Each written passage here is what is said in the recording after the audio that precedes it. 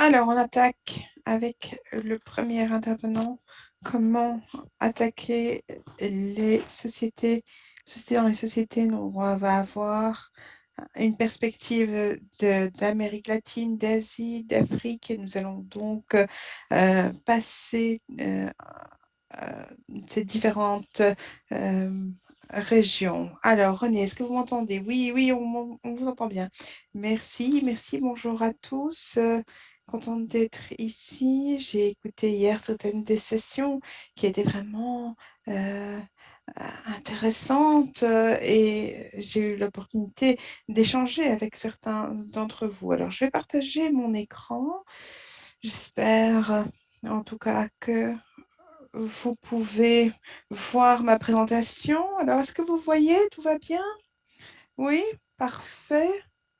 Je pense que nous allons parler aujourd'hui de ce qu'on a fait avec Pilar, Robert Manten. Euh,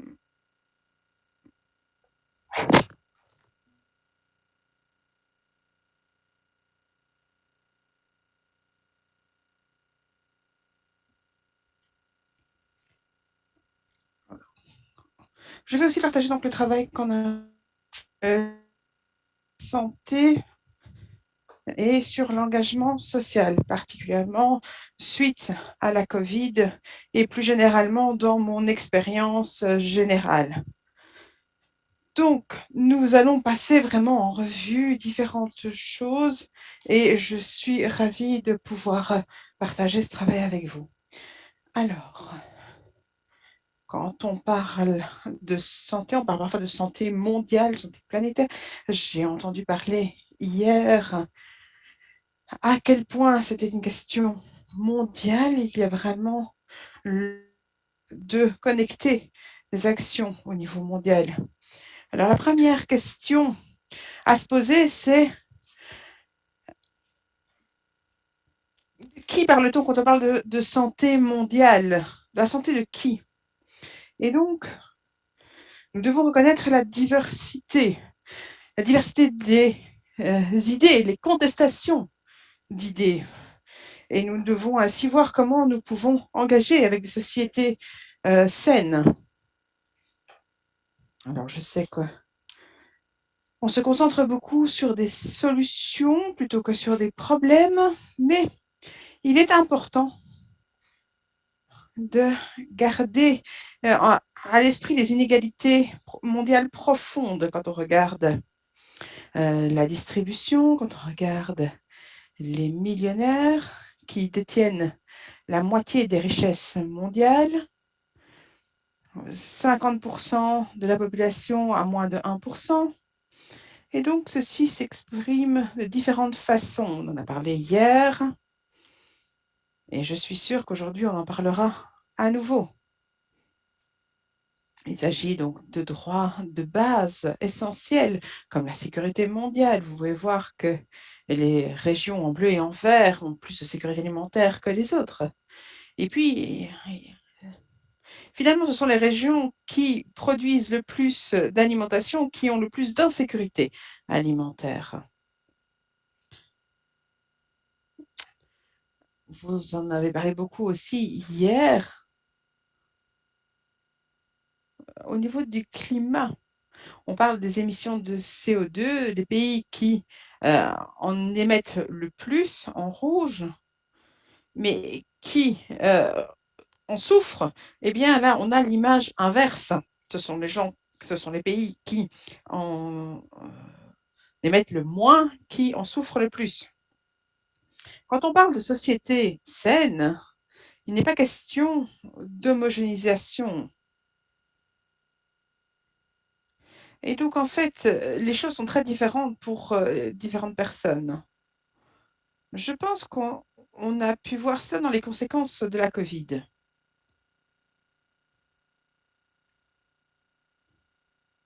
Le virus qui a causé la Covid a été aussi appelé euh, virus des inégalités, parce que en 2020, la pauvreté a augmenté pour 200 à 500 millions de personnes. Ça prendra 10 ans à reprendre, à se remettre. Et en même temps, les 10 milliardaires les plus riches ont connu une croissance de leur richesse de 3,9 trillions de dollars. Et ceci, donc, s'est remis en 9 mois. Donc, ce que l'on peut voir, c'est les conséquences de crises comme cette pandémie. Et puis, il y a également ce qu'on a appelé l'échec moral catastrophique. C'est un sujet qui était vraiment au centre de la mobilisation sociale. Et en fait, cela a vraiment affecté beaucoup de négociations à ce jour avec les différentes organisations. Alors, ce que l'on peut voir, c'est que la crise a été aussi une opportunité d'accumulation de richesses. Et ce que cela signifie pour certaines parties du monde qui ont une production contrôlée, c'est qu'il y a une résistance pour avoir une meilleure répartition de technologies. En fait, il y a vraiment eu un changement. Tout d'abord parce que la coalition combinée des pays du Sud et des populations, des parlements ont fait pression pour ouvrir la propriété intellectuelle de façon plus large et puis également permettre le financement pour que la production croisse au Sud. On peut voir que même l'Union européenne, qui est des l'une des plus grandes défenderesses, euh,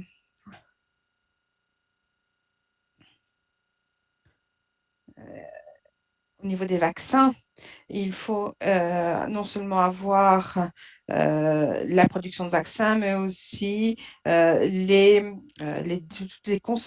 toutes les circonstances, les conditions. Donc, malgré un processus de donation, ce qu'on peut voir, c'est que la COVID a vraiment approfondi ces inégalités à cause du système mondial.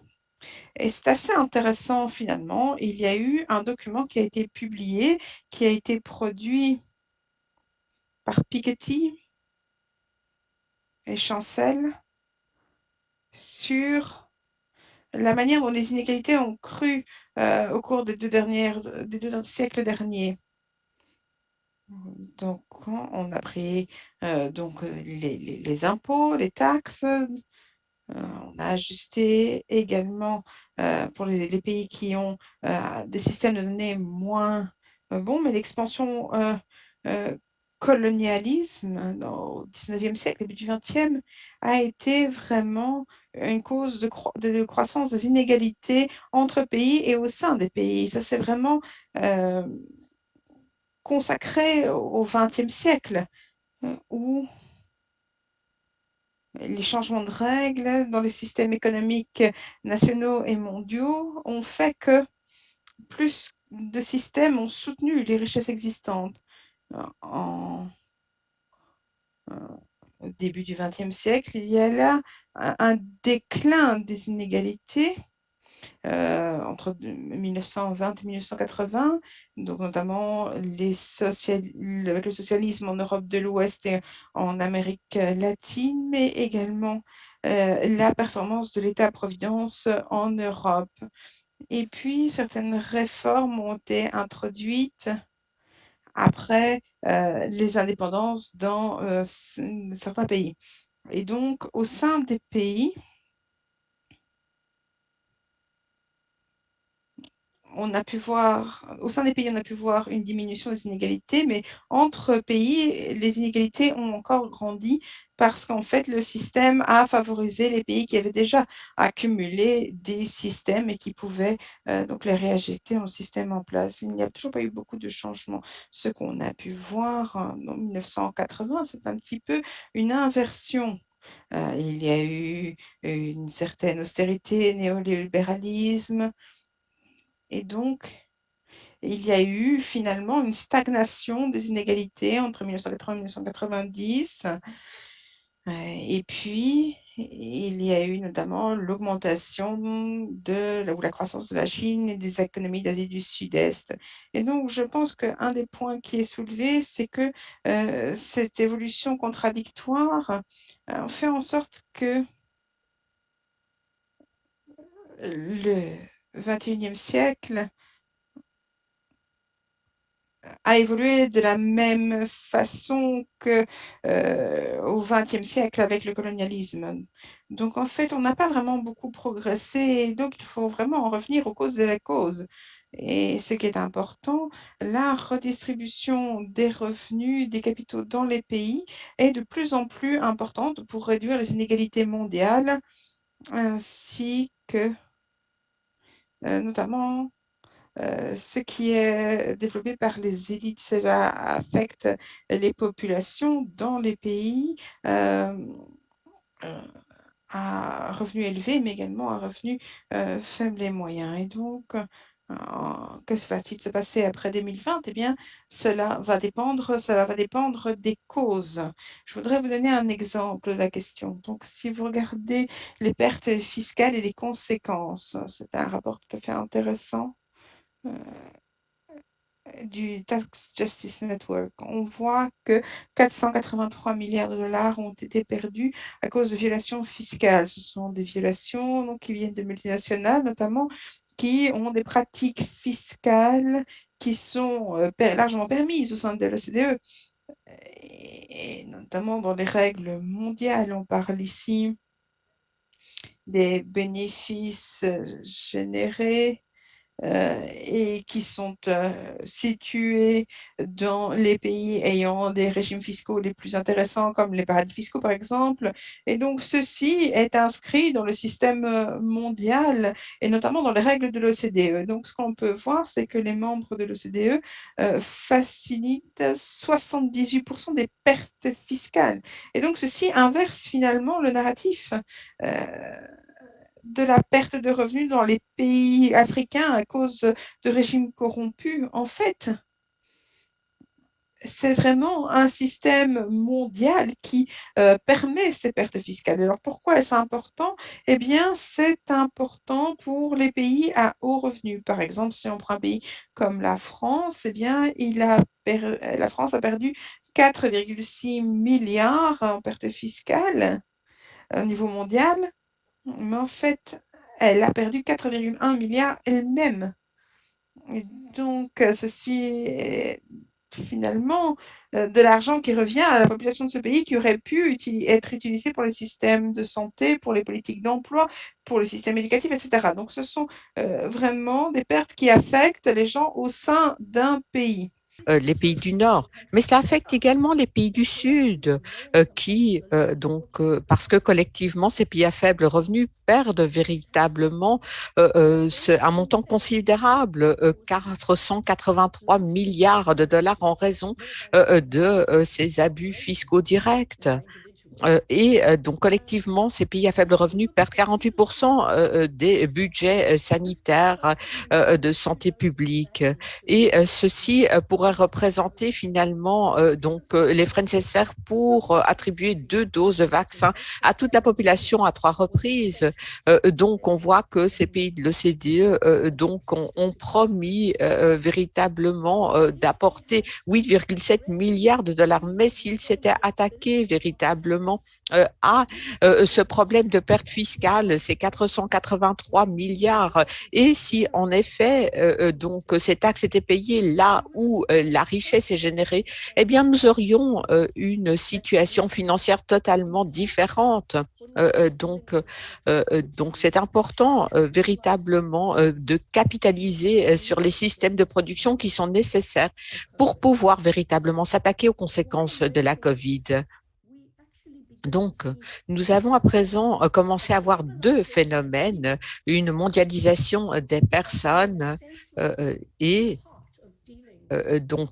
c'est vrai que nous avons essayé de nous attaquer à la mondialisation du capital ainsi, mais d'autre part, on a également le fait que nous devons nous écarter de la financiarisation des organisations caritatives pour nous pencher sur véritablement les régimes sous-jacents qui montrent comment la richesse est utilisée dans nos sociétés.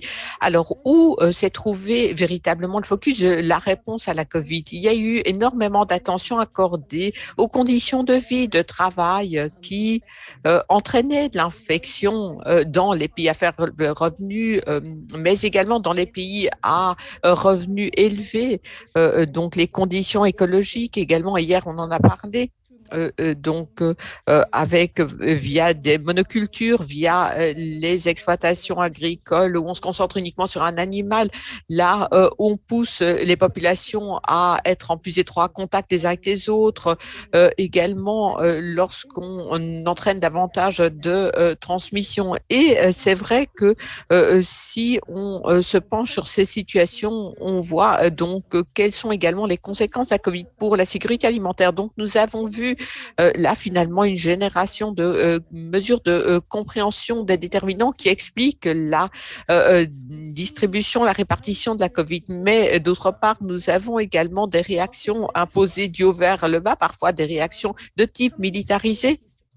Le fait de rentrer dans les communautés pour contrôler les gens en voyant les personnes comme étant des problèmes, et on se dit que finalement contrôler les personnes c'était l'approche de base. On a vu que cette approche se fait également au niveau numérique. On a de plus en plus l'utilisation, le recours aux technologies numériques dans la vie, et ceci a eu des conséquences également, par exemple pour les personnes du secteur informel qui ne sont pas en mesure de travailler à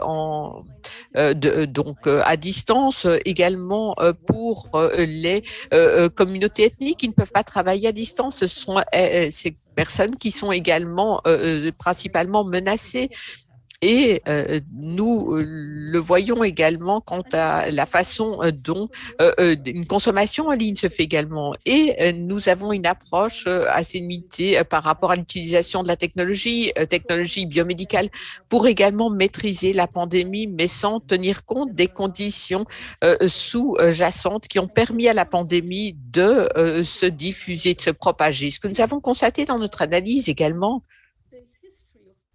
eh bien, c'est que cette histoire de la contestation, finalement, entre deux paradigmes polarisés qui nous ont permis de comprendre la santé tout au long des siècles, et ceci remonte en fait à il y a des milliers d'années.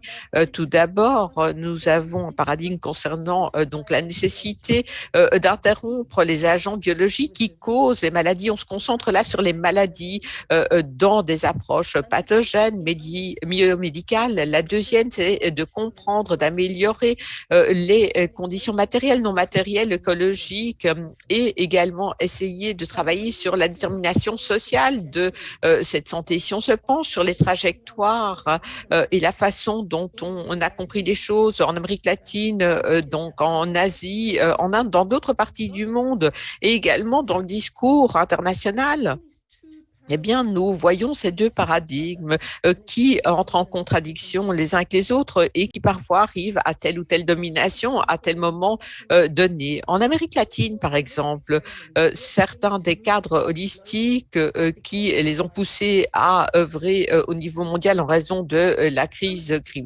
climatique, c'est quelque chose qui existait depuis des siècles, ça a préexisté, ça existait avant les régimes coloniaux dans ces pays, dans ces régions. L'Amérique latine, donc c'est vrai que là, on comprenait véritablement ce qu'était le Sumacuance, donc au Cuenca. Et là, on intégrait véritablement l'harmonie au travers des systèmes humains, spirituels, naturels, et on positionnait les êtres humains dans leurs ressources naturelles pour voir comment l'écosystème dans son entièreté pourrait entraîner ce bien-être.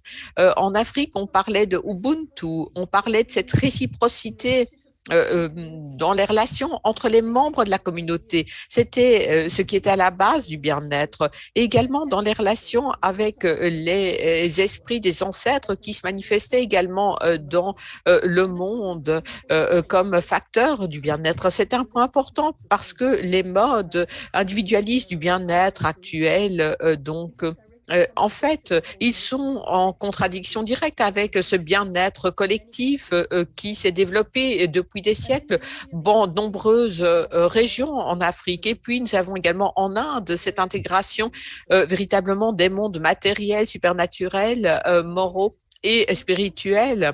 Et finalement, dans ces trois cadres, on a essayé de comprendre le monde naturel comme étant une base du bien-être et on a essayé de se pencher sur l'interaction entre les êtres humains et ce monde naturel. Et Aristote s'est également penché sur les dimensions matérielles, non matérielles, et dans certaines cultures qui ont été supprimées en Europe et qui se concentraient sur certaines ressources. Mais en fait, ce qui a dominé essentiellement en Europe, c'était peut-être le fait qu'Hippocrate s'est penché sur les agents externes, il a diffusé cette idée et nous avons vu véritablement à ce moment-là la montée de ce paradigme biomédical pathogène avec peut-être les progrès réalisés en sciences, dans la technologie, dans les soins médicaux qui ont connu une expansion. Et en fait, on s'attendait à ce que la maladie puisse être éliminée grâce à la technologie, la modernisation.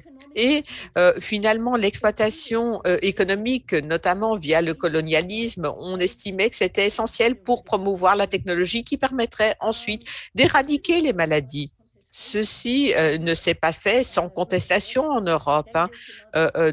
Tangles, etc., ont notamment insisté sur le fait que ces conditions, finalement, les maladies, elles se développaient dans certaines conditions et que ces conditions, elles étaient déterminées par des facteurs sociopolitiques et que pour s'attaquer donc à sa qualité de la santé, on avait besoin également d'approches en ce sens et pas uniquement de progrès techniques, mais au cours des décennies, on a vu une préoccupation, notamment dans le précurseur de l'Organisation mondiale de la santé. On a essayé véritablement de mettre l'accent sur le contrôle, la maîtrise des risques de maladies au niveau des États-nations et du commerce. Et on a essayé de se concentrer également sur des interventions sélectives à faible coût, des technologies à faible coût. On s'est également penché sur des cas d'urgence des maladies donc vues comme étant des urgences qui représentaient un taux de mortalité élevé. Et on l'a vu beaucoup dans les applications coloniales et postcoloniales en utilisant le pouvoir scientifique, juridique, matériel, militaire afin de supprimer les idées locales, les économies locales, les systèmes locaux qui étaient déjà en place en ayant même l'expropriation de traitements de thérapie locale. Et finalement, on a donc imposé la médecine du Nord et on a vu cela notamment avec le débat concernant le matériel génétique qui s'est consolidé dans le protocole de Nagoya. Où là, on a eu la base pour gouverner les relations entre les États sur la santé comme étant une des conventions contraignantes, véritablement, en tout cas une de ces conventions. Et en fait, il y est dit que les États doivent d'abord donner leur consentement par rapport à l'utilisation de matériel génétique, mais son utilisation doit se faire dans leur intérêt. Et ceci a donné lieu à un débat à propos de certains matériels qui a été utilisé pour breveter des médicaments qui ensuite n'ont pas toujours été mis à disposition dans le Sud et également mettre à disposition certaines semences qui n'ont pas non plus toujours été mises à disposition du Sud. Alors, c'est vrai qu'il y a des débats concernant ce traité relatif à la pandémie qui avait d'abord été proposé par l'Union européenne et puis avec d'autres pays qui l'ont soutenu. Et en fait, ici, on retire les droits de ce protocole de Nagoya, en faisant référence à l'urgence. Donc, l'expropriation ne s'est pas terminée dans la période postcoloniale, mais en fait, finalement, on est arrivé au sens que finalement, les approches biomédicales occidentales, allopathiques, étaient supérieures et étaient modernes. Et pour bon nombre de personnes, la modernisation, eh bien, c'est ce qu'il fallait faire pour se développer. Donc, remplacer le décolonialisme par le développement dans ce cadre. Et donc, les législations de santé publique coloniale ont utilisé une ségrégation imposée et de personnes infectées et la démolition également de lieux infectés. Au Zimbabwe, nous avons dû donc veiller à l'adoption d'une nouvelle loi de santé publique pour mettre en œuvre des choses qui n'existaient pas dans la législation du droit colonial, les droits économiques et sociaux, les droits à la santé, à l'autodétermination et la participation informée également des personnes dans les affaires relatives à la santé publique. On voit cette persistance de certaines de ces approches par rapport à la santé publique et les techniques selon lesquelles les interventions qui sont véritablement orientées par la technologie, qui ignoraient également les réalités sociales. Et nous avons également vu l'émergence parfois de théories eugéniques qui véritablement visaient à stériliser certains groupes qui étaient vus comme sous-humains.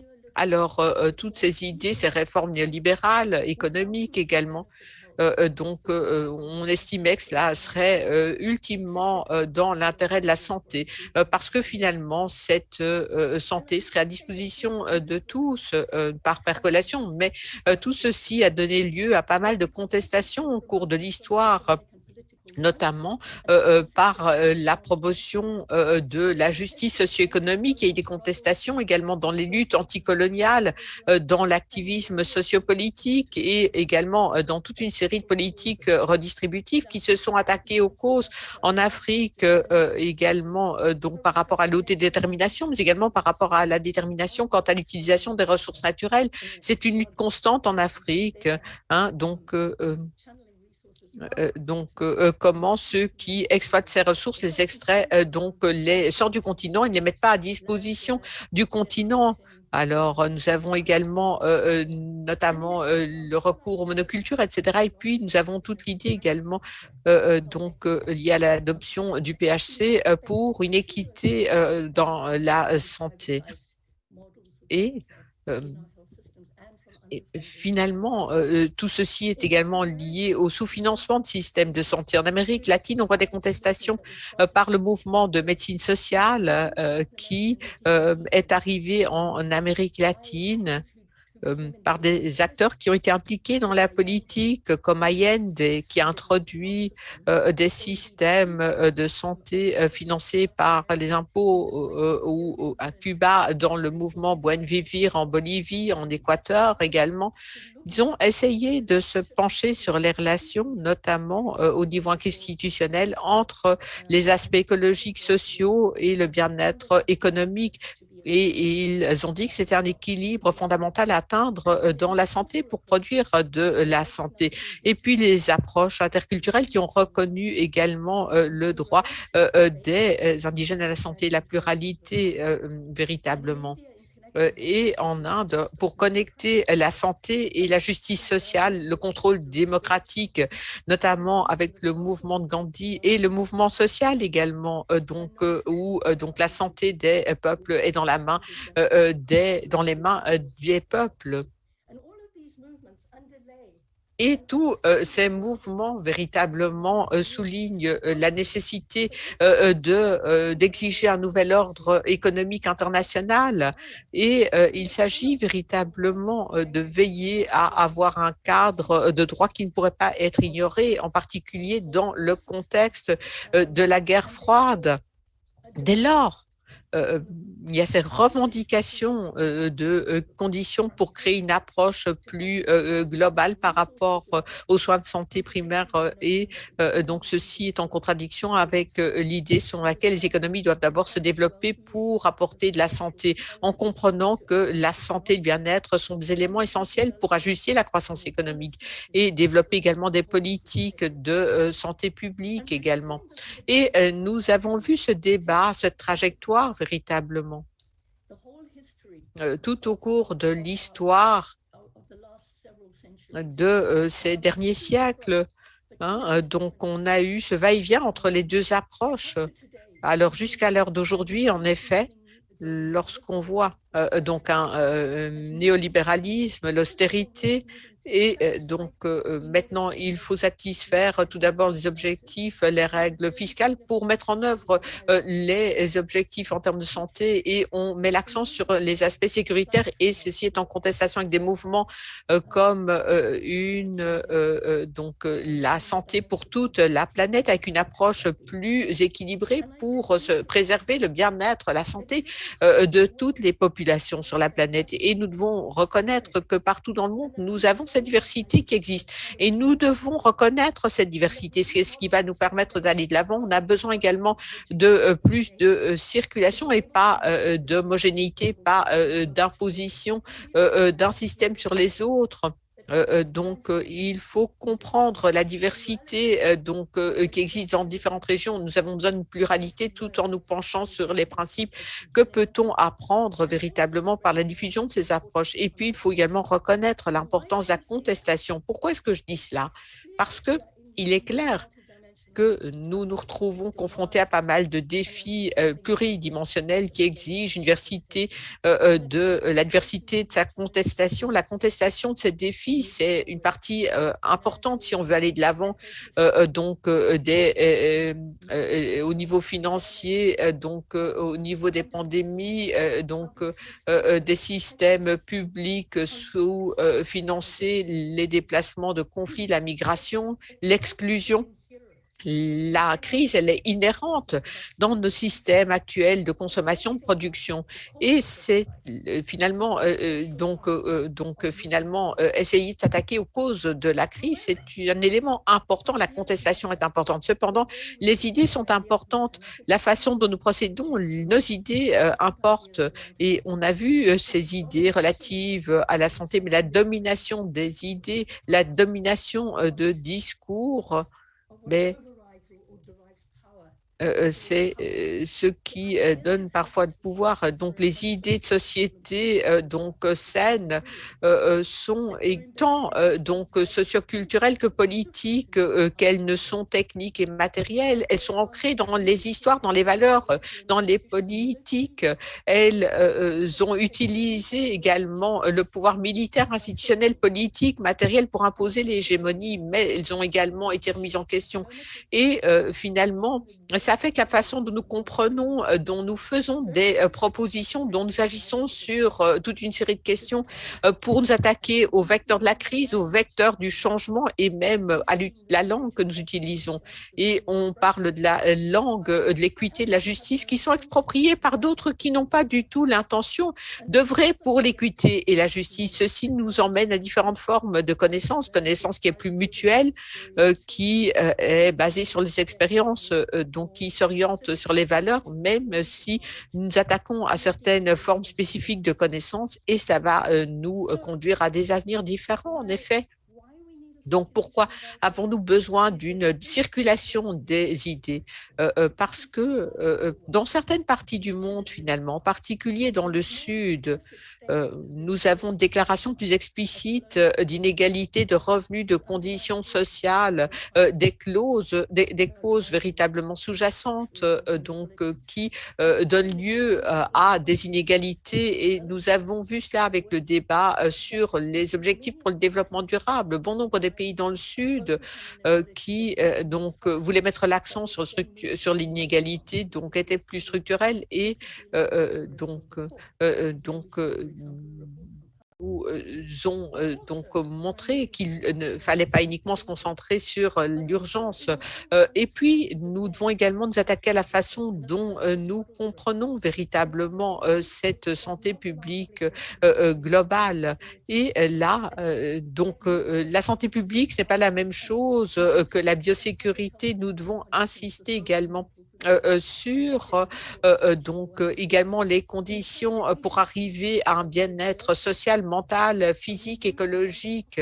Nous devons véritablement continuer à nous attaquer aux déterminants structurels et nous avons également la détermination sociale, notamment dans les agences de santé publique au niveau des actions gouvernementales, mais également dans nos propres institutions, dans la société civile également. Nous devons remettre constamment en question ce qui n'est pas ancré dans l'intérêt public.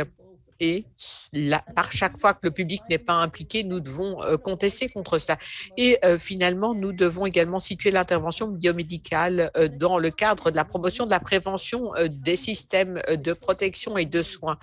Et nous devons continuer à remettre en question les choix opérés dans nos modèles de production et de consommation.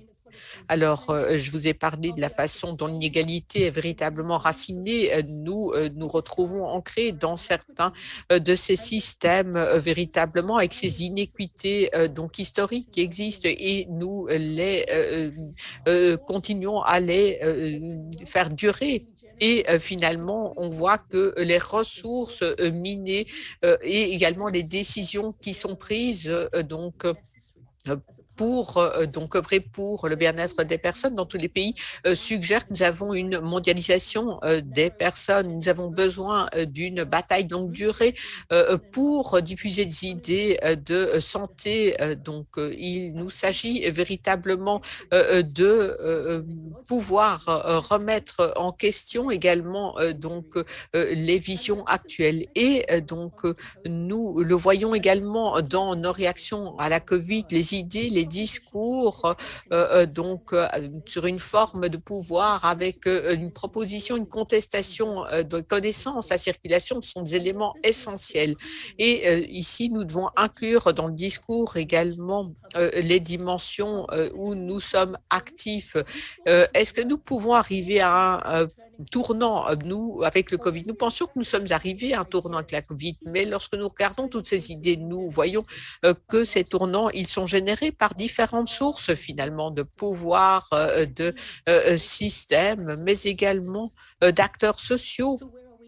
Et donc, où sommes-nous aujourd'hui? Nous avons un débat plus large et des divergences plus importantes entre les idées. Nous avons également une contestation plus large à propos du discours, des institutions, des règles, des procédures, des ressources, notamment par rapport aux systèmes fiscaux, où nous avons parfois toute une série de choses à mettre en question. Il nous faut faire avancer les discours qui sont importants pour nous. Mais bien sûr, la crise, elle est inhérente à notre économie et elle n'est pas suffisante.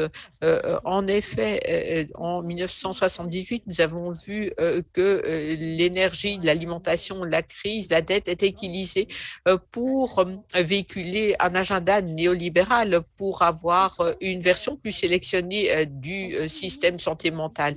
Donc, on ne peut pas se baser uniquement sur les crises. Ce qu'on voit, c'est une accumulation constante de conditions et de caractéristiques pour un activisme basé sur des propositions dans une société qui veut également intervenir pour voir ce qui nous permet d'avancer comme nous avons pu faire entendre nos voix dans une société qui s'engage dans des propositions, mais pour ça, nous devons veiller à ce que ça se fasse dans le système également institutionnel.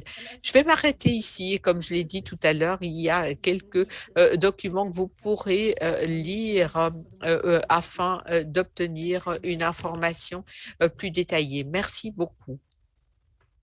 Thank you, René Lowenson. Merci beaucoup, René Lowens. Effectivement, votre présentation était très, très intéressante. Merci de l'avoir partagée avec nous. Il y a plusieurs questions qui nous sont parvenues et je vais vous en donner lecture. Mais peut-être pourrais-je commencer par ceci. Étant donné que nous sommes écoutés à l'échelon mondial, il semblerait que vous disiez que le Nord doit apprendre du Sud, ou bien est-ce que vous trouvez que cette affirmation est exagérée? Non, non, ce n'est pas exagéré. En fait, ce que moi je propose, c'est que nous ayons une meilleure compréhension de la circulation des idées au niveau d'une société qui soit beaucoup plus progressiste. Il y a bien entendu toute une série de choses que l'on peut tirer comme enseignement. Je voudrais parler de Rudolf Wertach, qui a travaillé en Amérique latine et qui a permis d'approfondir la façon de décliner la santé. Et cela a créé toute une série d'écoles, si je puis dire, par rapport à la médecine sociale. Mais la médecine sociale a également été transformée en Amérique latine pour générer des modèles plus approfondis de systèmes, par exemple, qui ont créé les fonds fondement d'une compréhension de la santé interculturelle comme étant une valeur à part entière. Donc, ce que moi j'essaye de dire, c'est qu'il y a toute une série de processus qui sont enclenchés au niveau du Sud, des innovations et des dispositifs qui sont mis en œuvre et qui pourraient s'avérer tout à fait pertinents pour le Nord. Particulièrement, surtout si l'on tient compte du fait que de plus en plus de populations sont affectées par la nature même du capitalisme. Mais ce que j'essaye de dire, c'est qu'il faut comprendre ce modèle de circulation. Et nous constatons que nos systèmes mondiaux ne permettent pas cela. À cause de l'homogénéisation, eh bien, il est très difficile de permettre ces échanges et cette circulation, et c'est ce qu'il faudrait en tout cas modifier. Merci beaucoup. Alors, j'ai une question qui fait également allusion au pouvoir et aux inégalités. En passant d'une analyse aussi forte et d'un cadre aussi robuste, comment pouvons-nous relever des fonds et traduire cela de façon pratique par le biais d'actions pratiques en tant qu'acteurs de la santé ou acteurs de l'humanitaire? Je pense que les acteurs humanitaires vont peut-être devoir se repenser en quelque sorte. Oui. Je suis très intéressée d'entendre ce terme acteur humanitaire. En tout cas, il a été utilisé de façon spécifique dans la question et je voudrais répondre à cela en disant que le premier volet de tout cela, c'est que les acteurs humanitaires, en tout cas tels que je les comprends, sont souvent perçus comme étant des acteurs de l'urgence.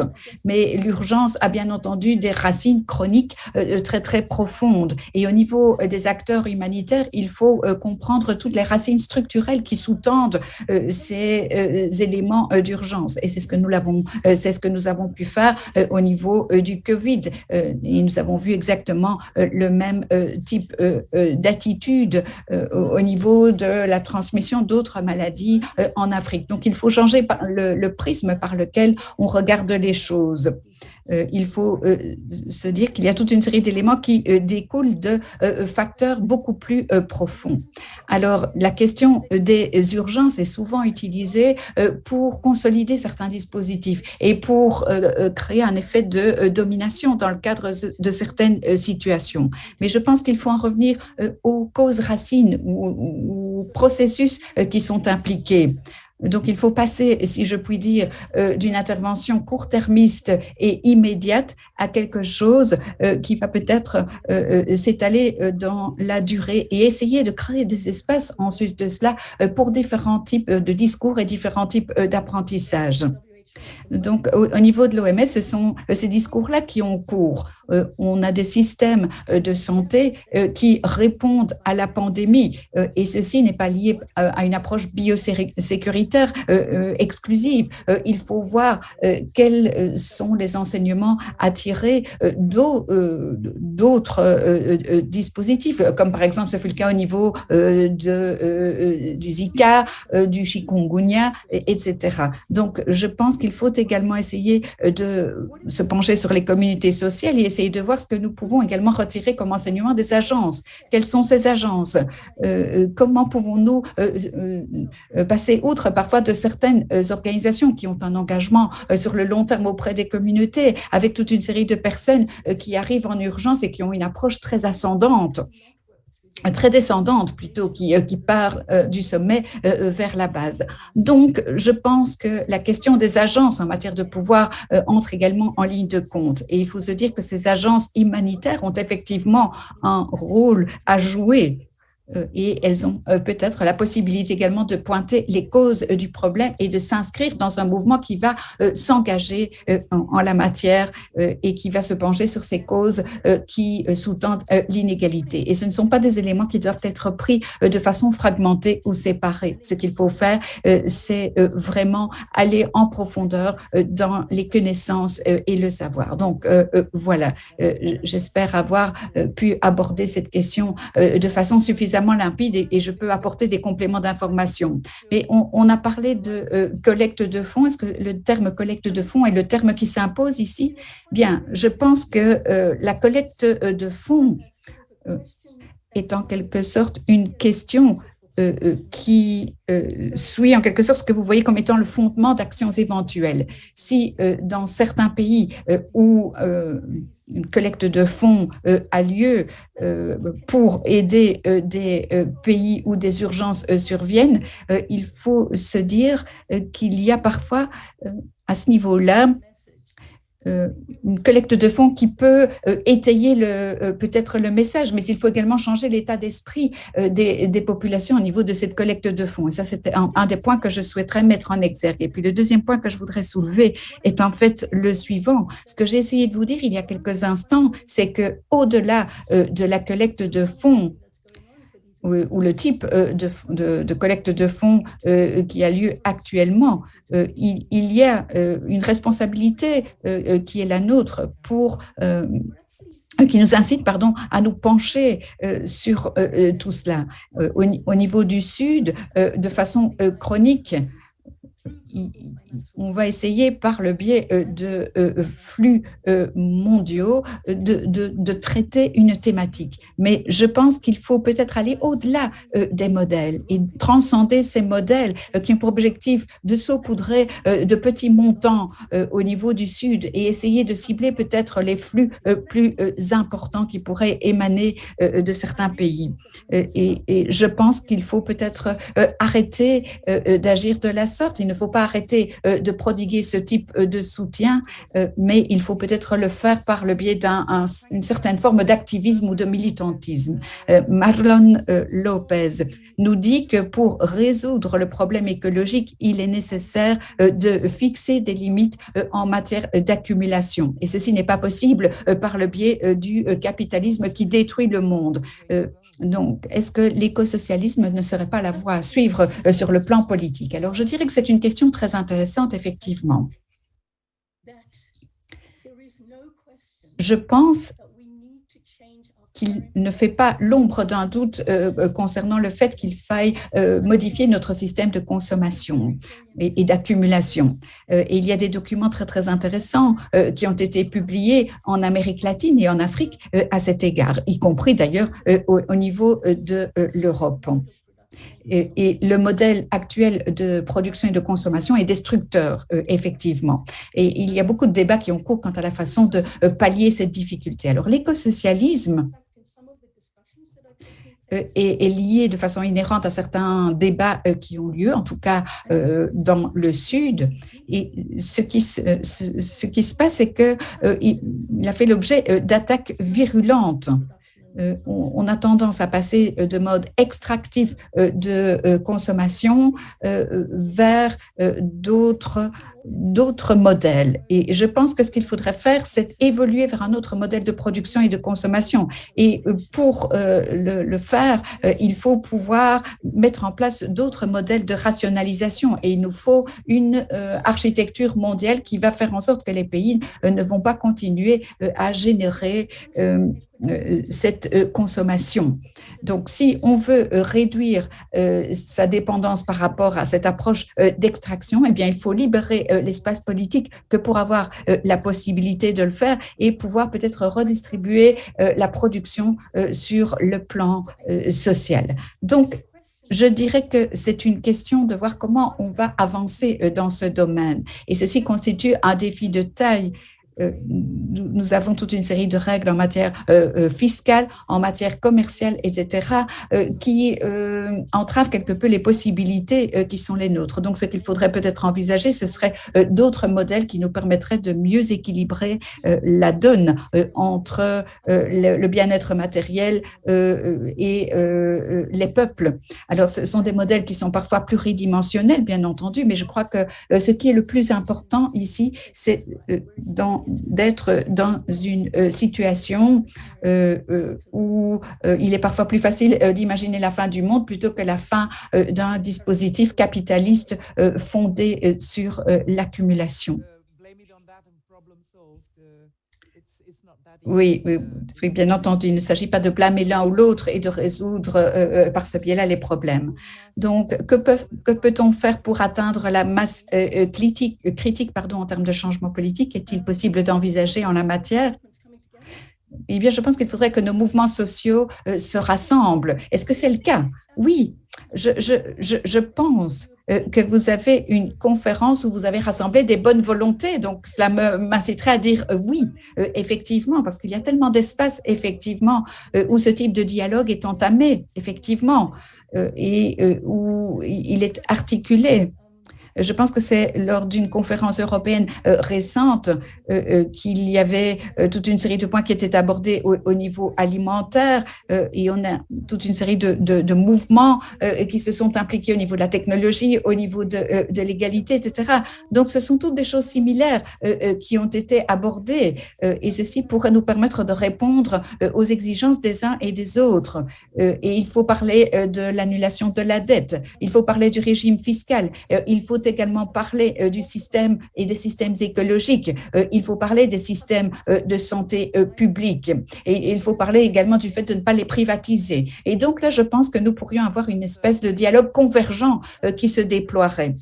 Est-ce qu'on peut surmonter cette approche de fragmentation? Peut-être pas, mais néanmoins, il y a des perspectives. Alors, est-ce que les produits médicaux sont des produits qui relèvent des produits appartenant ou relevant du bien public ou pas? C'est plus...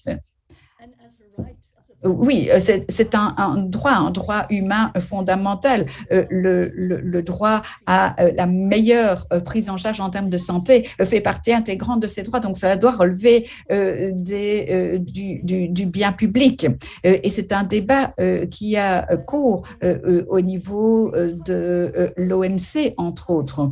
Lorsque la santé publique l'emporte, les éléments essentiels sur le plan médical doivent relever du bien public. Et je pense qu'en Afrique et dans de nombreuses autres régions, ce que nous recherchons, ce n'est pas seulement une distribution de ces biens publics, mais surtout la production de ces biens publics. Et nous devons avoir cette capacité à contrôler l'innovation, à promouvoir la recherche et le développement sur le plan public. Donc, ce n'est pas le produit final seul qui est important, mais cette capacité à générer les produits. Et c'est probablement là qu'il y a des modifications à apporter. Alors, vous reconnaissez la diversité des différents points de vue par rapport au système de santé à l'échelon mondial, mais voyez-vous un fondement commun au niveau des différentes sociétés à l'échelon mondial? Oui, je pense que cette base commune émerge lorsque nous travaillons sur ces questions, en tout cas de façon théorique ou sur papier. Donc, l'objectif, c'est de servir l'humain et on a également le bien-être matériel qui est un des objectifs. Et au niveau de ces systèmes culturels initiaux, nous constatons parfois qu'il y a un manque d'équilibre entre le volet écologique, humain et notre bien-être matériel. Je pense que ce qu'il faudrait, c'est un état d'harmonie et d'équilibre qu'il faudrait viser en matière de consommation, ce qui concerne le volet social et tous les autres éléments. Donc, pour moi, c'est probablement la contribution la plus importante en matière de santé. Et c'est très, très intéressant parce que la constitution de l'OMS parle non seulement de l'absence de maladie, mais parle également du bien-être physique, social et économique. Donc, maintenant, il nous faudrait également un bien-être mental et écologique en sus de ce que je viens de mentionner. Et je pense que effectivement, nous avons en quelque sorte une espèce de pandémie qui a sévi au niveau de nos ministères avec un espèce de modèle biomédical qui a semblé prévaloir. Donc, il faut probablement mettre au défi nos gouvernements d'atteindre cet équilibre entre le volet matériel, psychosocial et en matière de santé. Est-ce que cela pourrait être une réflexion plus innovante ou bien est-ce que vous nous parlez plutôt selon le point de vue de retournons vers le passé? Non, je ne parle pas de retour vers le passé, je parle plutôt d'apprentissage et de tirer les leçons du passé. Alors, on a reconnu, bien entendu, les racines historiques et sociales. C'est le cas notamment en Bolivie. Ils ont décidé de voir comment ils allaient pouvoir aller de l'avant à partir justement de tous ces enseignements, à partir de tout cela, dans le contexte, bien entendu, du XXIe siècle. Je pense que par rapport aux déterminants sociaux, par rapport à l'avenir de la planète, etc., il y a bien entendu nécessité d'affirmer de façon peut-être plus assertive certains éléments du passé pour pouvoir aller de l'avant. Donc, lorsque nous parlons de déterminants commerciaux de la santé, lorsque nous parlons de nos dispositifs alimentaires, eh bien, nous devons essayer d'atteindre un point d'équilibre en ce qui concerne ces différents éléments pour pouvoir justement aller de l'avant. Permettez-moi de vous remercier du fond du cœur, René Lowenson, pour votre intervention qui était une véritable source d'inspiration, ne serait-ce que pour démarrer notre journée. Merci une fois encore.